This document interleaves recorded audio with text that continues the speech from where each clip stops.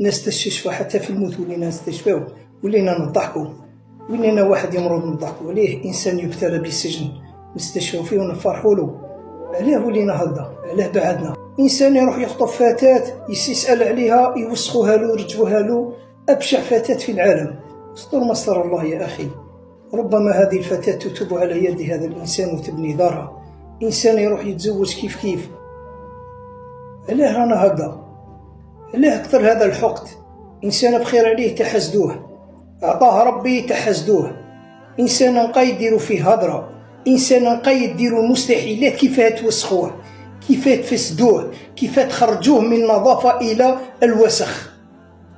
امرأة تخرج تخدم على وليداتها بالك هي تعبة شايفة الويل على ذوك الأيتام ولا يخرجوا فيها العيوب السبع، دايرة وعاملة وصانعة وكذا، ولو أنها تلقاها تخرج حتى راسها تدخل حتى راسها. إنسان أعطاها ربي رزق دار أفير ولا مانيش عارف أعطاها ربي يقول لك اسرق ونصب ودار ترقى يقولوا عليك ساحر. علاه؟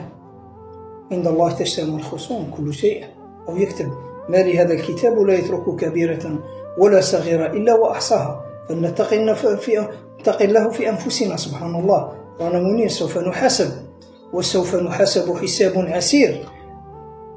إذا ضمنت لي من ضمن لي فرجه ولسانه ضمنت له الجنة كما قال الرسول صلى الله عليه وسلم. سبحان الله، هذا اللسان راه كارثة، أفعى تقرص أي واحد يفوت تقرصه. مرسالنا بزاف ولات الناس فتنة عظيمة أنه إنسان ولا يقتل إنسان بدم بارد. سبحان الله، الدولة هذه ماشي كل واحد يحط له بوليسي عند دارو. سبحان الله، رب نفوسنا، رب أنفسنا. الجار يحسد الجار يكره الجار يبغض الجار، العائلة تكره عائلة، ورانا سبحان الله آخرتها موت.